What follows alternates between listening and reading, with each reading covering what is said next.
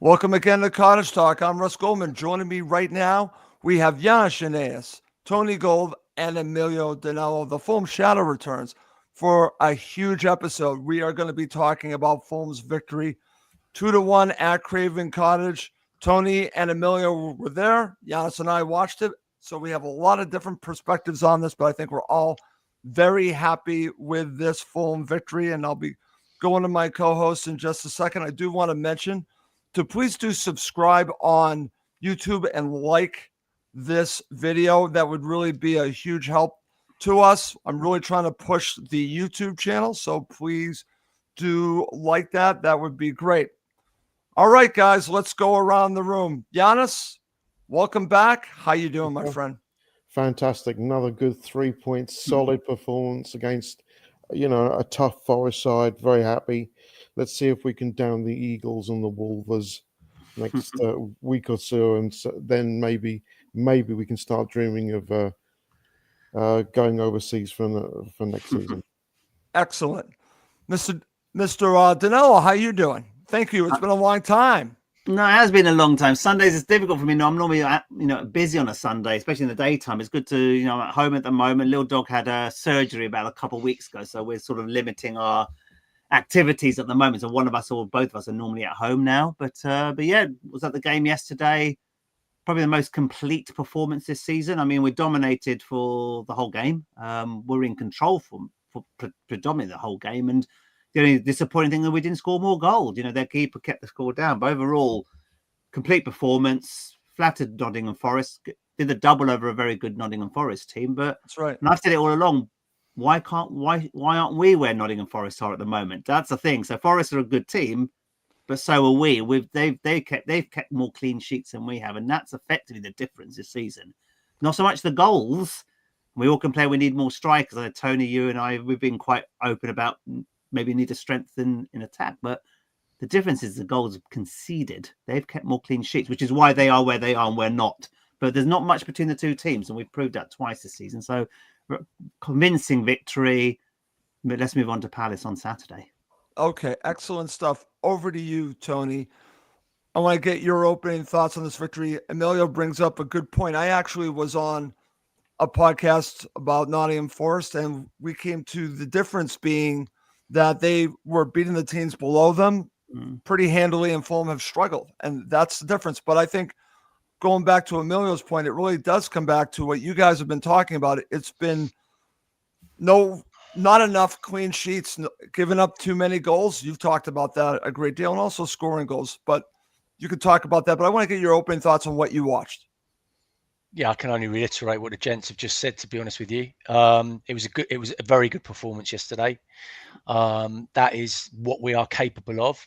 It's just finding that consistency every week, Russ. And the thing that's hurt us the most this season is the fact that we are conceding cheap goals, and we did again yesterday. It was another cheap goal that we conceded, another poor piece of defending, which, and that's the reason why we are where we are and Forest are where they are, because ultimately, most often than not, they do defend quite solidly and quite well, but we just have to stop giving away silly goals. And if we can do that, then obviously, like the gents have already alluded to, the Palace and the Wolves game now, we win those two games and we are in the thick of it. We are really in the thick of it. And, it's just about then keeping everyone healthy and fit and making sure that we can, see out the rest of the season positively. Okay, excellent there, Tony. All right. I am going to go around the room because I mentioned this to you guys before we started. We're going to really break down this match and go through the good, the bad, and who won the coaching battle. Thoughts on the starting 11, all of that. But I do want to just touch a little bit about European dreams. So I want to just share this. I actually did the math this morning. Fulham are on pace for 59 points, Giannis. So if you basically go through that throughout the entire season, they're going to be pretty close to getting into Europe. So I'm going to ask you, and then I'll ask our two other co-hosts here. Is European football possible? Can they get into a European spot? Is it achievable? Is it realistic? It's achievable, yeah. Realistic, I'm not so sure, because knowing us, we'll go out and beat Arsenal and lose to Southampton. I mean, that's the thing. If we beat Palace and Wolves, very winnable games, Yep. then I'm going to start thinking that maybe we can do it. I think we've got Liverpool and Arsenal on the horizon in the next 6. Yep. I think we can do it. One thing that came out of yesterday's game, gents, I'm not sure you saw it, or you will have seen it. Lukic went off, Yes. and it looked like it was a hamstring problem. And I'm hoping to God that he's not pulled or anything like that, because he was fantastic yesterday. And if we lose him, no disrespect to our friend the Ginger Iniesta, Harrison Reed, it's a bit of a drop off if we've got to play with Sander Berger. So that's one thing I'm going to be keeping an eye on. But if we win our next couple of games, I think we're in with a shout. Okay. Tony, you and I talked about it. We were talking about this after the Manchester United match, basically saying it's off.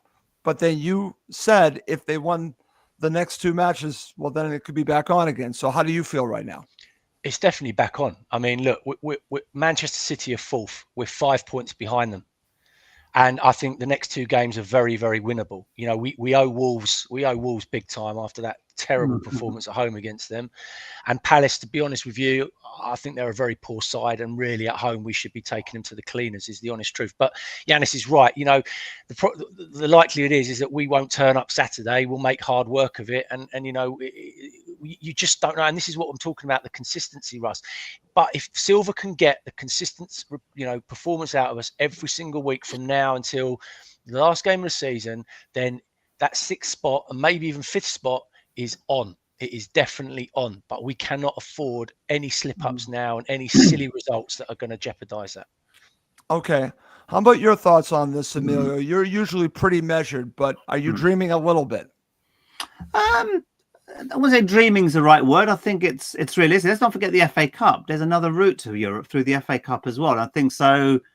Whilst the league may be a little bit, 50-50, I think consistency is going to be obviously the key to success, getting it through the Premier League route rather than the FA Cup route. But I think there's more likely to us winning the FA Cup than maybe finishing top 6, top 7, in my opinion. I think Man United away are beatable. We've got to owe them something out there.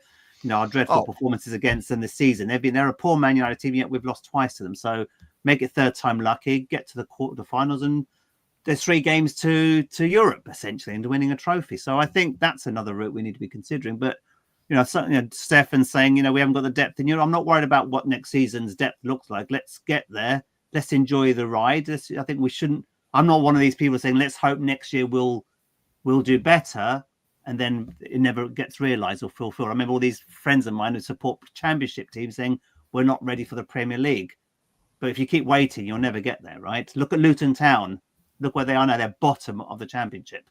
Everyone expected them to go straight back up. They're likely to get back-to-back relegation. So grab the moment while you can. I think it's achievable, but consistency is what Tony keeps mentioning. We've got to sort out our home form, and we've got some big games at home against traditionally big teams. Man City, Liverpool. Still got Tottenham to play at home. Got to go to Brighton away, Bournemouth away. There's some tough fixtures, right? But do you want to play in Europe? You've got to be turning these teams around. And then obviously get the points against the Bournemouths. Again, no easy match. Brentford away, no easy match. Brighton. It's a tough ride. 13 games, 20 points. It's achievable. 1.5 points per game. That's the average of what we've been getting so far. Exactly. Continue that ratio. We can get there, but let's not kid ourselves. We've got 13 games to focus, keep injury free, and also prioritize the cup. Prioritizing the cup. Don't give up on that. I hope we play a full strength team in 2 weeks against the Mancunians. Okay, excellent stuff. And we're definitely going to be talking about, Giannis brought up the potential injury to Sasa Lukic. We'll mention that when we go through the good, the bad, and the injury, because that's something that we have to talk about. But let's get to that right now, and I'll go around to each one of you and get something good from the match, because there's a lot of it, guys. And we'll be breaking down the match in more details. But Tony, I'll start with you.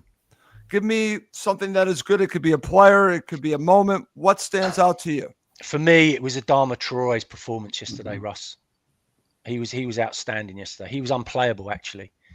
He gave Nico Williams nightmares. I think he must have gone to bed last night having absolute nightmares. Yeah, I mean, but his performance was sublime yesterday. They literally could not control him, and he was one of the main reasons why we were on the front foot. We were so positive. His delivery was outstanding. Just everything about him was absolutely excellent. And if he can produce that kind of performance every single week, I mean, that's going to catapult us to another level. But next week against Palace, you just don't know what's going to happen. Is he going to show up? Is he going to be there? But for me, that was a real positive yesterday, a real positive. Well, what's interesting about talking about Traore, and I was speaking to a fellow Fulham supporter earlier, is that was hearing that Traore's really been working a lot on his crossing, and I think that paid off, Tony. And it's great that the players are going into training and trying to improve. But that to me, what was the difference here? He's got all the other parts of his game we know about scoring, but if he can add that consistently, that crossing to what he does, look out. Yeah, look, as I said, that's the Traore we want to see. That's what we know that he can do. That's what, Barcelona saw in him, but he doesn't produce it regularly enough.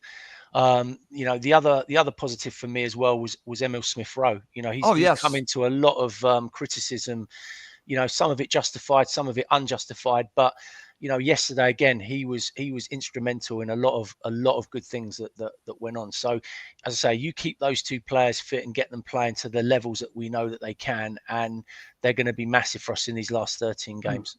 Okay. Fulham Shadow, over to you. Emilio, give me another good from this match. Yeah, I think at the midfield, right? I think Berger and Lukic, I was a cynic when we signed Berger at the beginning of the season, thinking actually we could have done better in uninspiring signing. Then he sort of staggered a few games, wasn't really fit, and I thought, okay, this is the player, not the player I expected to see. And then suddenly, he's one of the first players on that team sheet now. To be honest with you, the fact that we didn't notice him the first 30 minutes showed how much in control we were.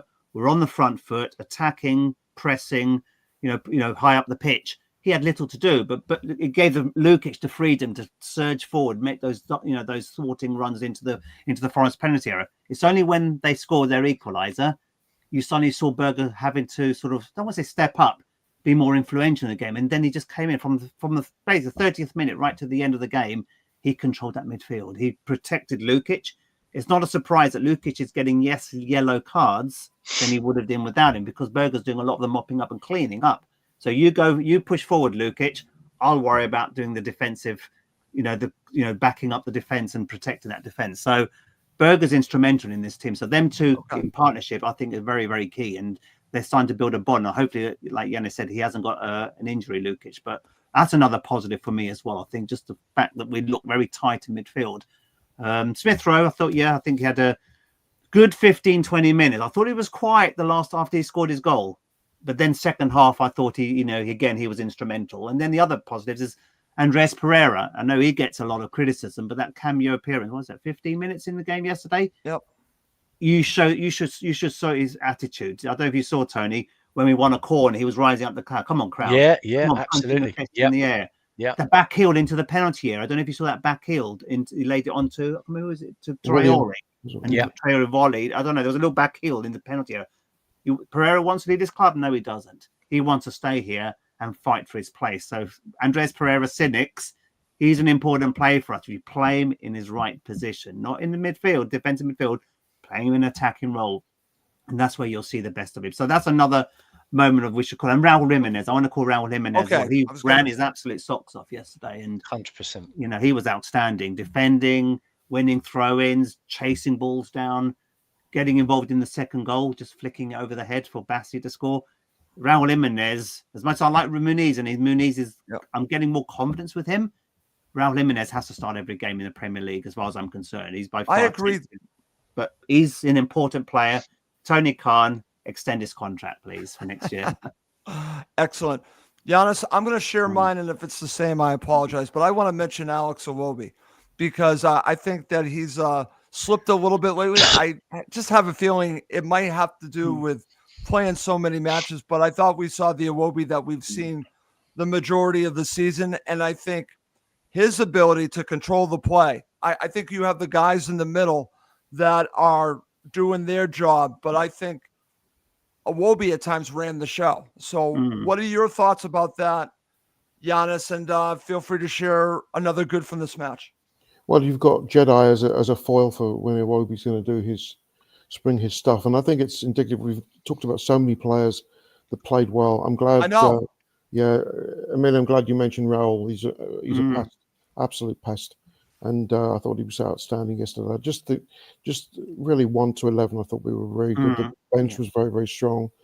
And I mean, when did we get to see Gibbs White really in action? Yeah, Apart from that pass, That's a great point. Yeah, he's really their catalyst. He's their talisman. Took him away, Giannis. Took him away. Alanga that you didn't really see a lot of. Wood really didn't get a lot of service. When they got Hudson Odwar on, didn't do a lot either. No. Just overall, I thought Raul was actually sensational yesterday. He worked so hard, and you want him. He's one of those players, especially after that injury that he had at Wolves, that you want him to do well. So overall, listen, there's very few things we could say that were negative that came out of the game. Okay. Well, we do have to go to the bad, and Tony already mentioned it, so I'll get us going. There isn't that much bad, but I think this goes in that category. Emilio, your thoughts on the goal Fulham gave up, because I think that's preventable. Yes, there's a little bit of luck involved, but what are your thoughts about the goals scored by Chris Wood? Because that's got to go in the bad category. Yeah, I think Tony mentioned, I think it's the defending's not good enough. We had moments to clear that ball. Chris Wood, let's not forget, had a lot still to do there. You look, he had too much space to get it on his other foot and had time to place his shot. He didn't just shoot straight off. He actually had to take the ball away from the defender, turn the defender inside out, and place his shot in the corner. And has got the attitude and arrogance to be able to do that and score from that. So to me, we had 2 defenders around him. We should have done better there. There was a bit of luck the way it came to good, but let's not forget Raul Jimenez is capable of doing it. I'm not sure Muniz is yet capable of doing something similar in that position. Put it to his other foot and get past 2 defenders and just tuck it into the back of the net. It was a great finish, like a striker in form, but you've got time still to defend that. That's the weakness, I think, like we've said before. We're not keeping enough clean sheets. All that domination first half, we should have been 2 up, 3 up. We're going to half time 1-1. And, Forest, count themselves very lucky. They're going at half time. Different team talk at half time. So in a way that maybe benefited us because the manager, Nuno, didn't actually change anything. So in a way, had it been 1-0, you might have expected Nuno to make some changes. He didn't make the changes at half time. That played into our hands. Hence, we still dominated the second half. We carried on. So in a funny way, maybe look at it from a different, perversely, them equalising actually benefited us because Nuno made no changes second half because he was still level pegging at the beginning of the half. Overall, that's the one negative there. And but at times I thought other negatives. I thought Castaña's a little bit slow, sluggish in the first half when they got their equaliser. I think we were slightly on the back foot at times. We caused a lot of unnecessary pressure on ourselves because we conceded that goal. Heads went down. Then we started making a few mistakes. Bassi was giving the ball away cheaply. Castaña was getting caught out a few times, on the right-hand side. But overall, second half, we came out a lot more, again, with confidence, intent, and we've polished off the game. But overall, little to complain about, really. Let's be honest. Little to complain about yesterday. Okay, very good. All right. Tony, I'll go back to you. I want to talk again about the Lukic situation. That's something that Giannis brought up. I actually saw some quotes. They're going to have to wait and see on this, but apparently I'm paraphrasing because I don't have the quote in front of me, that they're hoping that it's nothing major, that Lukic told Marco that, that it was positive, that it wasn't anything major, but again, we shall see. Let's talk about this. What are your thoughts if this is more than just a small thing? Yeah, hopefully it isn't. But obviously, if it is, then Silva's going to have to find a way to manage it. We've managed without him previously, and we'll have to do it again. The bottom line is other players are going to have to step up. But there's no point putting Pereira in there because we know he can't do that job. It doesn't suit him. He doesn't play well in there. So Harrison Reed, you're going to have to step up now and get a job. But I think he's going to be all right, Russ. I don't think it's as bad as You know, he didn't look frustrated when he came off or upset or whatever. I think it was more precautionary than Okay. anything. But if he's going to miss one game, let it be Palace, because I'd rather he miss that game. Do you know what I mean? And then get him fit for the rest. But the other bad yesterday, obviously, you know, Go we've ahead. spoken about the poor goal that we conceded. Let's talk about the chances that we're missing as well. Oh, You know, we created 24 shots on goal yesterday, and we've scored 2 goals. And we've got to be more clinical at both ends, not just defensively, but also in front of goal, because we created some great chances yesterday. And I know Sells had one of those games where he did keep the score quite respectable, but you know, there will be times when we play teams where we need to take those chances at crucial times. right. And that could come back and bite us if we don't start converting those chances. Okay, very good. Giannis, I want to go over to you. I want to get your thoughts on talking about the chances we're creating but not being clinical enough. I'm glad that Tony brought this up, because I don't think this is nitpicking to discuss this in the bad category, because I think we need to be more clinical. Yeah, we have to be. I don't know what our XG was yesterday. I don't either. I didn't But look. I mean, Sells had a superb game in net for them, and but for him, it could have been 5-6-1. There was one save, I think, off of Jimenez in the first half. Absolutely brilliant. It really, truly was. He was their best player.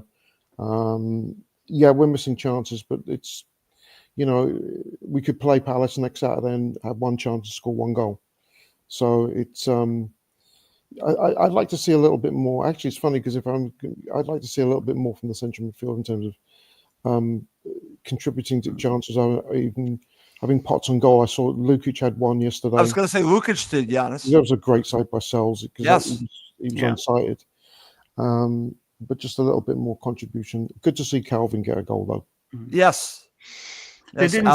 On that point, I didn't necessarily see any howlers yesterday. So I agree with Tony. You know, a lot of the chances on goal were long-range shots from Iwobi that went over the bar. Yep. Raul Jimenez headed that maybe should have hit our target from a Traore across first half. Yep. That was close. That was close. Excellent saves from Sells. I think normally if it's like you're in the 6-yard box and you miss a target, or you should be burying in the back of the net. I don't think we did much wrong in attack. Yes, it may appear that we should have been more clinical, but take away that excellent goalkeeping performance, it would have been 4 or 5-6-1. So right.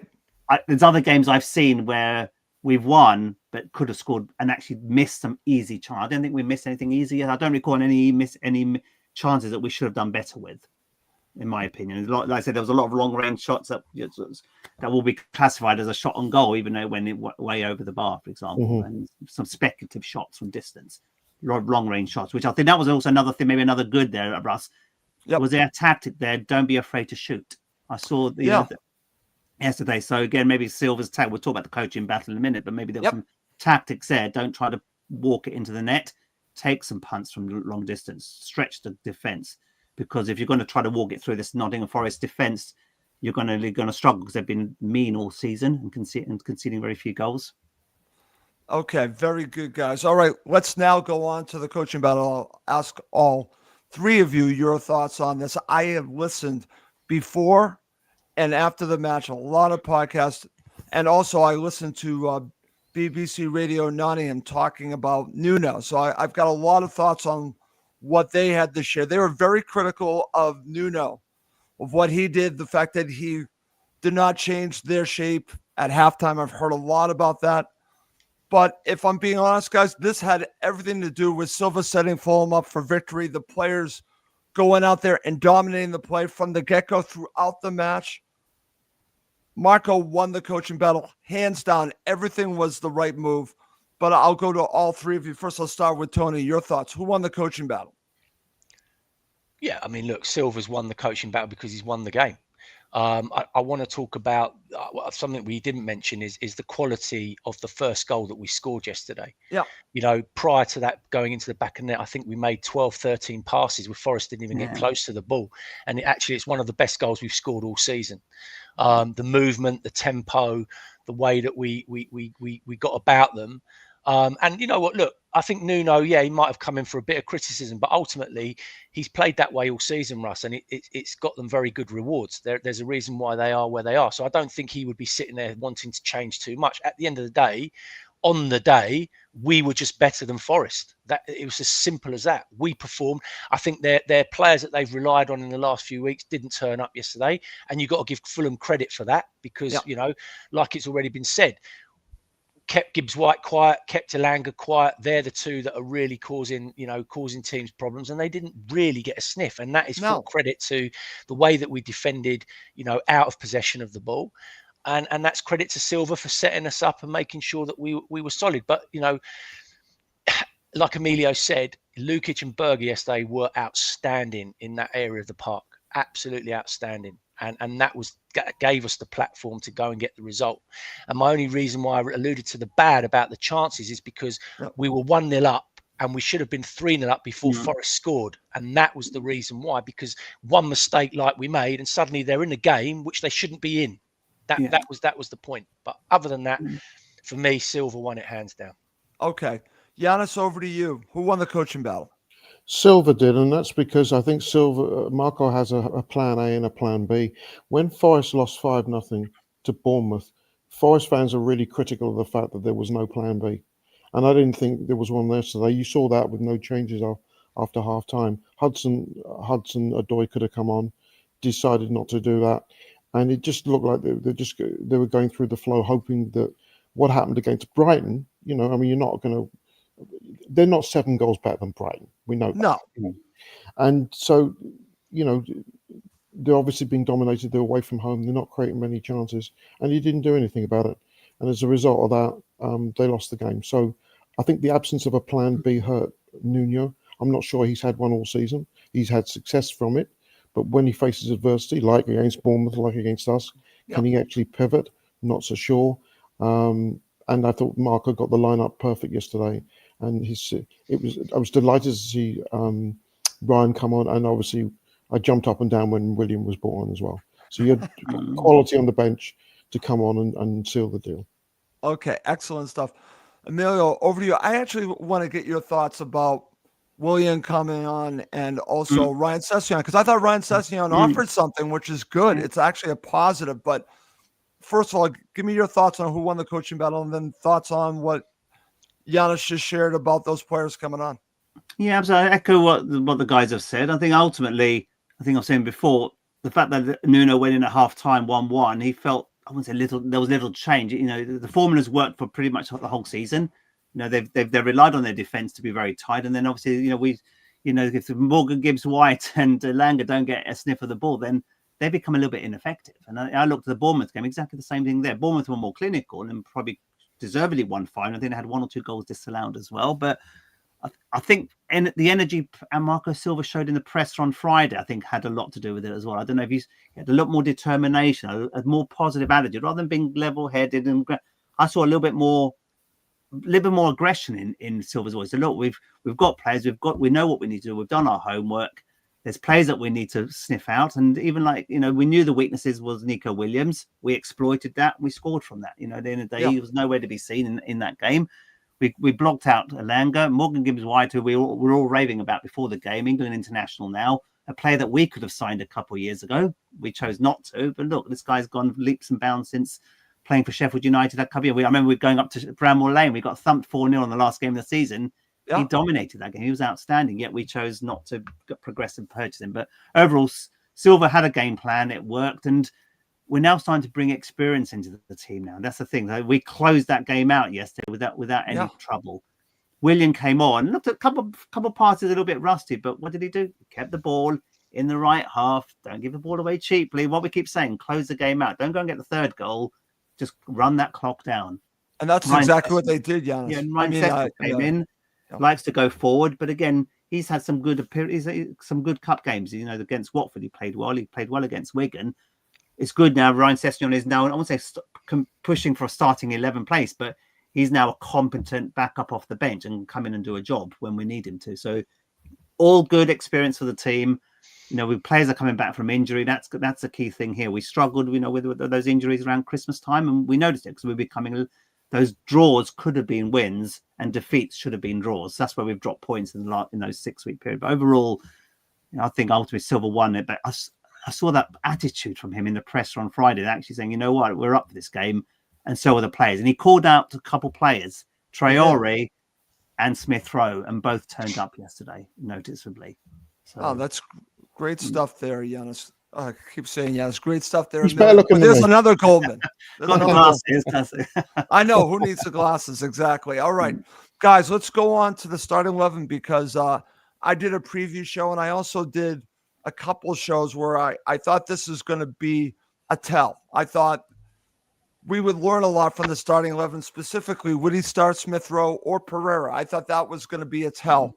If it was Pereira, I thought it might be more of a pressing game from Fulham. If it was going to be Smith Rowe, I thought it would turn out kind of the way that we saw it was going to turn out. So I was actually very happy, except that I do want to see Diop get a start, Emilio. I want to get your thoughts on the starting 11. No surprises there. I think we beat Newcastle away a couple of weeks ago. I wasn't surprised with the starting. That was my predicted team. Smith Rowe is, I've been a critic of his. I think most Fulham fans. I've been saying it since probably October time, November. He's not doing enough. And even yesterday, as I said before, after he scored his first goal, last 20 minutes of the first half, a little bit quiet. Didn't really seem getting involved. Second half, I think he might have got a little bit of a kick up the backside at half time, saying keep doing what you're doing the first 15, 20 minutes. Keep pushing, nice flicks, nice movement. And then you saw him had a good effective 45 minutes. So I wasn't surprised with the starting 11 overall. So that was good. Diop, we've said it before. Should he have actually ever been dropped? He's going to be called out for the error against Bournemouth, even though we had plenty of time to clear that ball. Bournemouth still had a lot to do when Diop gave the ball away. But Anderson, his defence, probably had his best game since he recovered from injury. So because Anderson has been off the pace, his balls haven't been good from defence up until yesterday. But yesterday there were moments when he looked more assured, more calm, more composed. A lot of that is to do with Berger and Lukic in front of him. There's that protection, that wall, especially Berger there. So having Berger back in that position also affords the defence a little bit more protection. So overall, Anderson had a good game. I think that's probably another positive because he's been criticised, including by a lot of fans, including myself, in recent times. But Diop's unfortunate, really. He shouldn't have been dropped, but that's football, unfortunately. Marco's made his choice. He obviously clearly prefers Anderson in that position, and therefore Diop's just got to keep working hard in training and fight for his place. Okay, Giannis? Yeah, no complaints. I mean, it's the 11 that I thought. I agree with Emilio about Issa. I think he's played very well when he's had to come in and sub, but who on earth do you drop? And the other issue was going to be Smith Rowe and Pereira, and I'm glad the Smith Rowe was in there. I've got no complaints. It's a steady lineup. I expect that lineup to be the same, barring injuries, against Palace on Saturday. Okay, very good. Over to you, Tony. Was that what you thought he was going to go with? Yeah, 100%.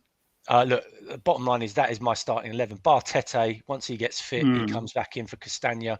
But other than that, that is our strongest 11 without any shadow of a doubt. I think with Anderson, I think he's just about, he's managed to shake off whatever injury he was carrying. And as Emilio said, he looked a little bit sharper yesterday. He looked a little bit fitter, and I think he's been carrying. And I really do think he's just been playing with not 100%. But I think he's managed to shrug that off now. And actually, I don't think he was under too much pressure yesterday, to be perfectly honest. So he didn't really have too much to do. But the reason why Silva prefers him over Diop is because of his distribution. It's as simple as that. And Diop hasn't done anything wrong this season. And he's a great player to have as a backup if we get an injury there. But ultimately, and Muniz has to start like you said earlier, Muniz has to start every game as far as I'm sorry, Raul has to start every game. Yeah, absolutely. Ahead of Muniz at the moment, just simply because his work ethic, he's better at holding the ball up, he's better in the air, and he's just all round better experience, and he just knows how to play. And then Muniz has his job to come on when he gets on. He does put himself around and can be a threat and a pain in the bum as well for 25, 30 minutes. But he's still young, he's still developing, he's still learning. And you know what? He's a great option to have as well at the moment. Okay, excellent. Great stuff there, guys. All right, it's time to move on to the second half of the show. So coming up next, we're going to break down both halves, and we're going to end with man of the match. Okay, guys, let's get going, and I'll involve all three of you in this. So let's just talk about the first half up until the goal. Emilio, I'll go to you because Fulham dominated from the minute the match started, and we'll talk about the goals separately, but I want to get your thoughts on how they began this match. You have that great opportunity from Jimenez that looked like it might have gone in the back of the net, but it did not.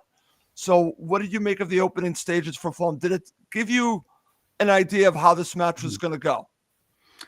Yeah, absolutely. I think we were on the front foot, literally from the right word go. The players were definitely up for it. You can clearly see there was, this is a game they wanted to win. There's a game that they knew they should be beaten, and they want to make a statement saying, Forest, you might be third, but on paper, we've got a similar team to yourselves, and we should be third position if we were a little bit more consistent, like we mentioned earlier. But Traore, that difference, I think he had three significant deliveries in the box in the first quarter of an hour. We haven't seen that consistently from Traore all season. So if he can continue to be that effective, calm. I've noticed that he had a lot of time and space, so he was able to look at getting those measured passes into the box, get the distribution correct. And overall, I think that was a difference. That first 15 minutes, a lot of the pressing from Traore. Williams was nowhere to be seen, and one of them resulted in a goal.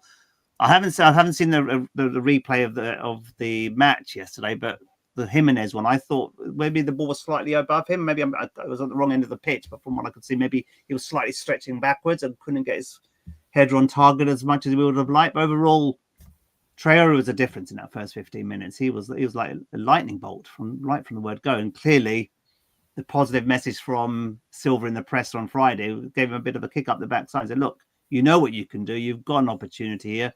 There's a weakness you can exploit. Go and do your job on the pitch and actually deliver for your club. And the fact that he also came back and defended yesterday, again, another positive we haven't talked about. When do we see Traore? There's one moment, was it in the first or second half, Tony, where he went back and defended a ball that Fulham were in a spot of bother. I think it might have been the first half. Yeah, first half. 1-1. Yeah. He took it off of Williams, didn't he? Is that the one we're talking about? Yes, correct. Yeah. That was probably a potential turning point as well, because it was 1-1 at that point, and Forest was slightly getting the upper hand, but Traore came back from attack and went back to defend. So that was what the first quarter of an hour we were dominant, and then obviously a pinpoint cross from Adama, and a great run from Smith Rowe and a header in the back of the net. But that you mentioned it before, Tony, the 15 pass move to get to that. It's beautiful football. Beautiful, yeah. Absolutely. Okay. And that's going to basically take us to, thank you, Emilio, to talk about the goal. Tony's already talked about it, but let's get back to it, Tony. And just walk us through what you watched, because like you said, this was really an incredible team goal and might be one of Fulham's best this season, just the way that they played together as a team. Yes, I think arguably probably is our best team goal of the season because of where it came from. It started with Leno, and then the movement and the tempo and the way that we pressed through the lines, and Forest just couldn't live with it. We just outworked them in that moment. But it was the crisp passing, the one touch, two touch play, and then obviously the quality delivery. And Smith Rowe, to be fair, has made a cracking run, and you don't see it. When you watch it back, you'll just see where he came from and where he was to where he got himself, and that's what you want your attacking midfield player to do, and we don't see it enough. But yeah, it was absolutely terrific goal, and at that point, fully deserved. Because as you said, Raul had a chance before the goal. And then just after the goal, he had another header and another shot. And at that point, we should have been 3-0 up. And then, what happens? Forest go and equalise. But yeah, look, I mean, ultimately, we just dominated them in every area of the park, really. And their goal was it just came from just some poor defending from us, just poor defending. It did. And Giannis, I'll go to you. Let's talk about the goal they've given up. We've already talked a little bit about it, but I'm glad that Tony mentioned this and Emilio's mentioned this because we were in full control. We should have been up by 3. So when this comes, it is a sucker punch. It is against the run of play, but it's their one moment of the match, Giannis. And I do agree with Tony. This is bad defending in my book here. And a bit of fortune as well, because the shot went in off Calvin Bassey's side as well. It was a little bit of luck there, but it was a quality ball from Gibbs White. I think Robinson fell on his arse in the box, and then just cool as you like, Wood just picks a corner and scores. It's a measure of how well he's playing right now. He's having an absolutely fantastic season. But it was a sucker punch because we played so well up until then, and we were thinking, oh no, here we go again. But to be fair, they brushed themselves off and they came back. It was really the only real sign of quality I saw from Forest in the whole game. I've seen reports that said that they were, they weren't at their normal best. I think it had nothing to do with that. I think we were that good. I just think We were that good. Yeah, we didn't let them into the game in any shape, or form, and really, Forest can have few complaints about the result. I totally agree, Giannis. And anyone that says that they were not at their best, it's because of Fulham. Just leave it at that. This match had everything to do with Fulham and very little to do with Nottingham Forest not being at their best. This had to do with Fulham. So I want to go there. Before we move on to talk about the second half, you've already touched about it a little bit. After they give up the goal, Fulham are still looking for another goal. Giannis, talk about how Fulham ended the first half. I think I just think we stepped it up a gear. We stepped it up a gear, and we looked dangerous once again. And I think the key was the pivot in the middle with Lukic and Berger. Really, Forest. The key to the game for me is that Forest never got a look in the midfield, and you can equate that with Gibbs White, because apart from that pass, they got to Wood. What else did he offer, Giannis? Nothing, really nothing. And he's a very good player. Don't get me wrong. When he gets going, he's very difficult to stop. You remember the first half last year when we were 3-0 down up at the City Ground, and he ran the show in that first half. Yep. You could see then what he could do. No, I thought we started pushing the envelope towards the end of the first half, and we looked more and more likely to score as the whistle was blown. Okay, very good. I'm going to share this comment, and Tony, I'll go to you. I want to get your thoughts on this because I was speaking to a fellow Fulham supporter this morning who was going through the stats and said that Fulham basically did not have many backwards passes. They were mostly forward passes. So I'm going to share what Ross shares. We played go forward football, unlike the sideways football that we have been creeping in over the last few weeks. Your thoughts? Yeah, I think you have to basically look at the way Forest set up, and they allowed us to play forward a lot more than we have been in certain ways. Certain teams set up with that bank of, 4, then another 4, and it makes it very difficult to play into forward areas because you've got to break lines in order to do that. Yesterday, Forest were just, they were pressing us high, they were coming out, and that was opening up the gaps, and that's when the tempo of the game moved for Fulham. As soon as they moved that ball quickly, we got forward into those areas. So that allowed us to play forward a lot earlier and a lot quicker than we have done in other games potentially. But that was because of mainly because of the way that Forest set up and the way that they tried to counter press us, which it didn't work for them yesterday because we moved the ball very well. We kept hold of it, and we didn't. Our turnover wasn't as poor as it's been in some games. We actually looked after the ball really well. We weren't giving it away cheaply. We were making things happen, and I would go down and say that's probably one of the best, apart from the goal. That is probably one of the strongest first half performances we've had as a collective for some time. Wow, Giannis, your thoughts? Would you agree with that? Yeah, I do. I thought it was a complete first half. I really never thought they were in the game. I really didn't. It was actually, funnily enough, it was reminiscent of the first 20-25 against Wolves, and then they got that goal to equalise, and then we sort of fell apart a bit. We were just running them ragged, and they didn't really seem to have much answer. And but for their keeper, I mean, retrospect and what have you, but for their keeper, this could have been easily 5 or 6-1. Okay. Yeah, and I think the thing as well is also probably for the whole 9 minutes. No matter how we dispossessed Nottingham Forest throughout the whole game, that's a key thing. So there were some cheap balls that we gave away. Bassi in the first half in particular, I was critical of him saying giving cheap balls away. But Berger sliding in, not causing, no high-footed challenges, just sweeping the ball away. Lukic powering forward, Raul Jimenez going back to the halfway line into his own half to dispossess the opposition. So you saw Nottingham Forest barely had any time on the ball yesterday. So that's another key thing to note, that we weren't committing cynical fouls. We were actually doing clean dispossession of when Nottingham Forest had the ball for the little few moments that they did have the ball in the first half in particular. We just mopped up, dispossessed, got possession, pushed forward again. So we look very clean, very all, and players were in position, right? We were rarely out of position throughout that first 45 minutes. Everyone knew their position. Everyone was covering for one another, allowing us to then go and dispossess the Forest players when they did have the ball, especially after they equalised. They slightly got a bit of momentum. A few minutes before and a few minutes after that goal. But overall, defending was very clean yesterday, and there was no yellow cards, if I recall, either. So that's another sign of the referee allowing the game to flow naturally. It was a good advert for the Premier League. No, that's very good there, Emilio. All right, let's get to talking about the second half. Let's talk about, before we get to the goal, I want to go to you, Tony. What did you see as Fulham came out of the halftime in the second half, and what you saw all leading up to the goal from Bassi? We'll do that separately. Look, Silva and Fulham have been criticised in recent months or weeks for not starting the second half bright and sharp and being a little bit lax after the start. I don't know, maybe they've addressed it. They've obviously talked about it at training, and you know, yesterday they came out where they left off, really. You know, dominant in possession, and then I think it was around the 57th minute of the second half that Traore, you know, gets free, gets a great shot. Anderson makes a great block.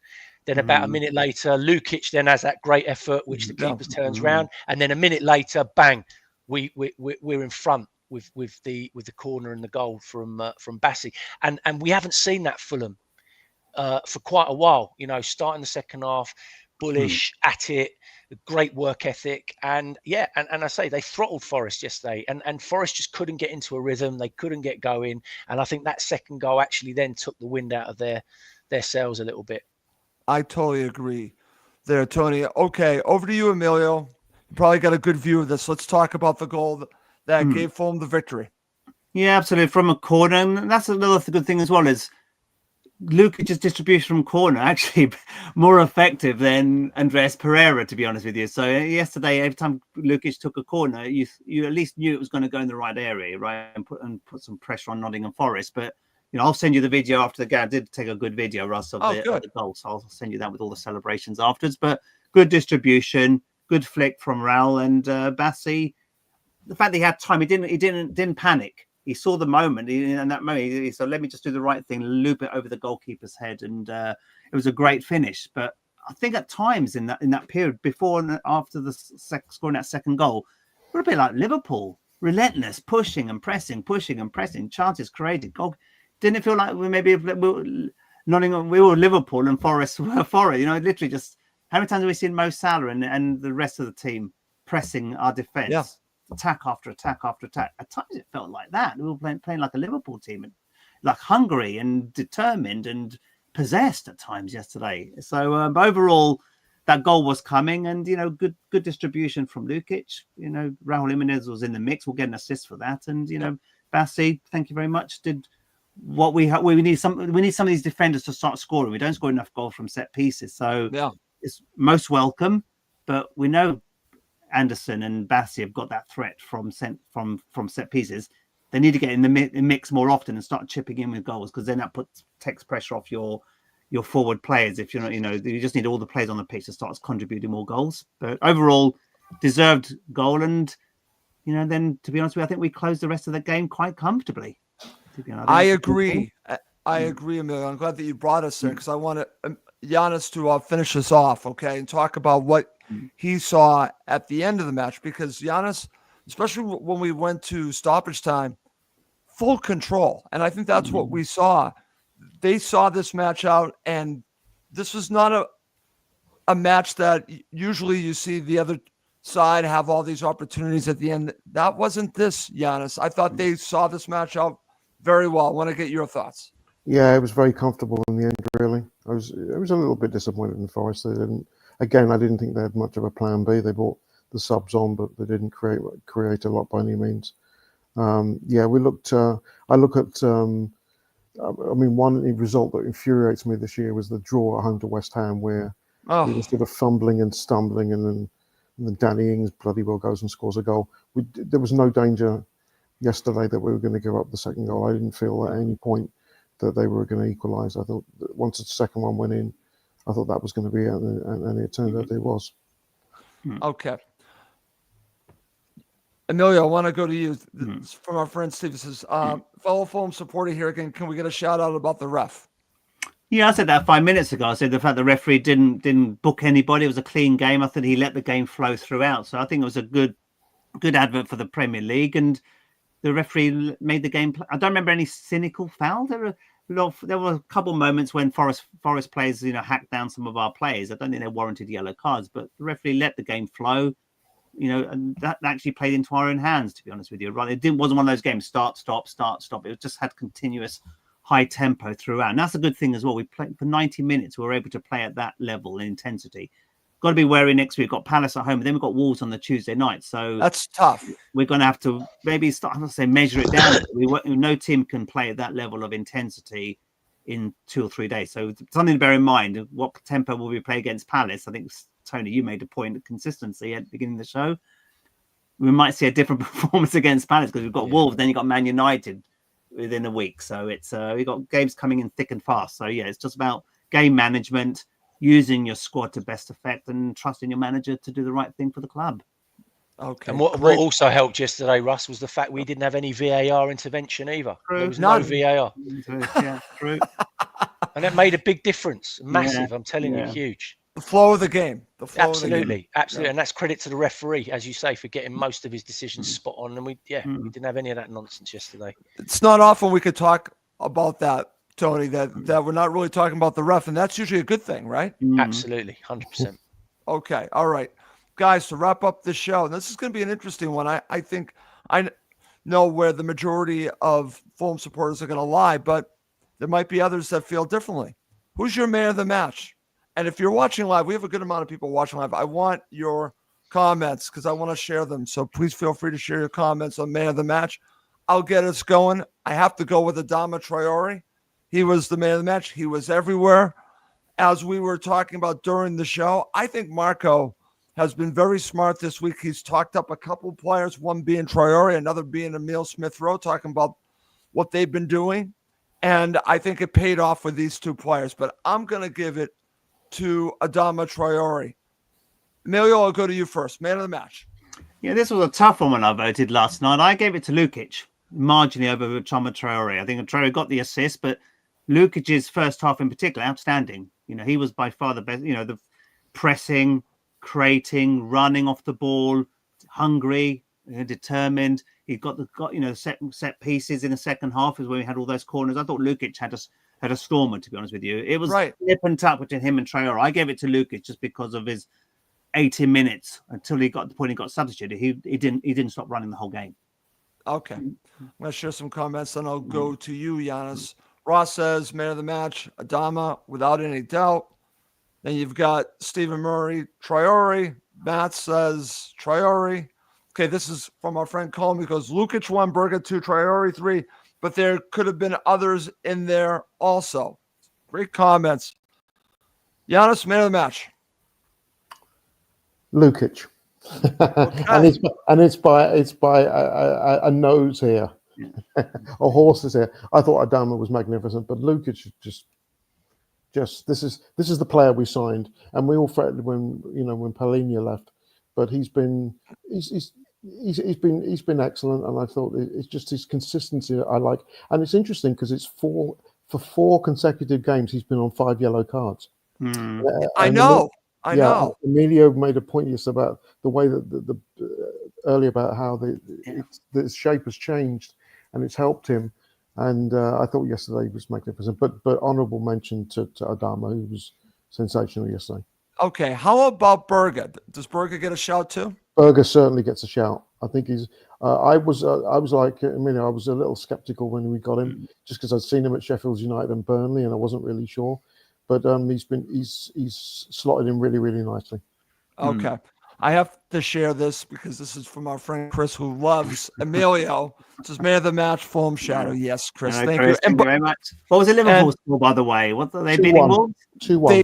They just won 2-1. Yeah. I actually have it on the screen in front of me, and they actually held on for 2-1. And then, of course, Chris, Fulham will be beating Liverpool at Craven Cottage later on in the year. So I just thought I'd mention that. So anyway, be nice. Over to you, Tony.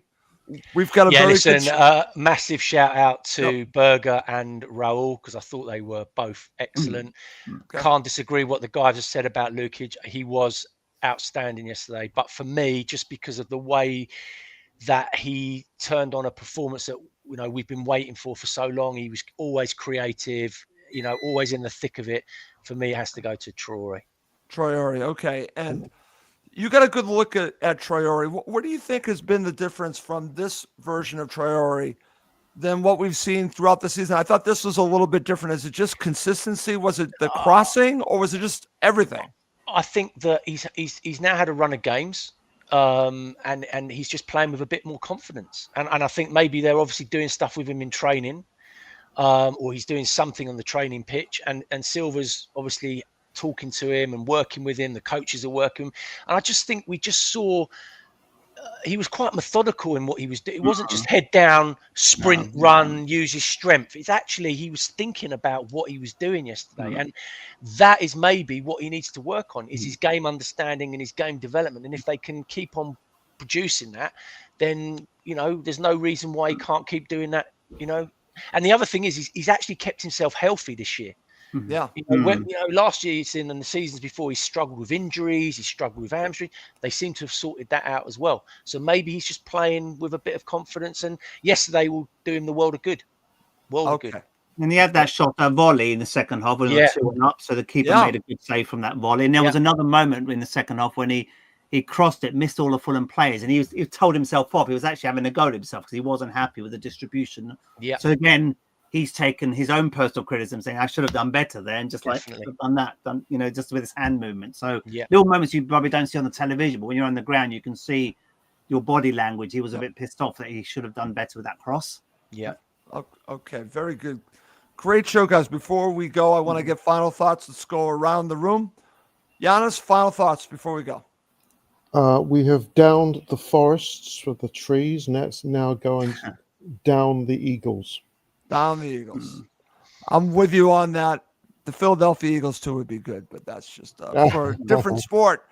Over to you, Emilio. Final thoughts. Yeah, we've talked a lot of good things on the show today. So, Palace, let's keep the consistency. Yeah, it'd be nice to get back-to-back home wins. Again, a winnable game. But Palace are not the prettiest teams. I think Saturday's game is going to be tricky because Palace, you don't know what Palace are going to turn up. They're not the prettiest to watch at times, but they're still grinding out results here and there as well. So the gap between us and them is not as big as it was, say, 2 or 3 months ago. So weirdly, I think Saturday's game is going to be tougher because we know how we struggle against teams that don't allow us to play and be a little bit inconsistent. Their setup isn't sort of as consistent as some of the other teams. They haven't really got a game plan, so to speak. So Saturday's game is going to be a different type of mental game to break down. So it's going to be a tricky affair. We don't have the great record against Palace psychologically, so let's certainly at home. But let's take on yesterday's performance, go to Palace, beat them, and hopefully beat Wolves as well and Molineux next Tuesday. But we've got some important games, games which will define our season in the next 2 weeks. Totally agree. Over to you, Tony. Final thoughts before we wrap this up. My final thoughts, 2 things. First of all, it's going to be a completely different game against Palace next week, and it's whether or not we can show and deliver a very similar performance. And the second thing is, can someone please have a word with our board of directors who are making ridiculous decisions about these ticket prices for the FA Cup game in Manchester? It's an absolute disgrace. It's a disgrace. And that's what needs to be sorted out more than anything. The stuff that's going on off the pitch, Russ. It's not so much on the pitch. We're fine. Everything's good. Get it sorted off the pitch because you're mugging off supporters left, right, and centre, and it's starting to really wind me up. Okay, excellent, Tony. On that note, great show, guys. And I do want to wrap this up. I want to mention one last time. Please do subscribe and like our YouTube channel. That would be a big help. Actually got it up to 750, which is a lot considering only a couple of years ago we were just started it off. So if I could get it to 1,000, that'd be great. So I could appreciate your help on that. All right. Well, that's going to do it for this episode. To my co-hosts, Giannis, Tony, and Emilio, I'm Russ Goldman. Thank you as always for watching and listening to Cottage Talk, part of the Talk Sport Fan Network.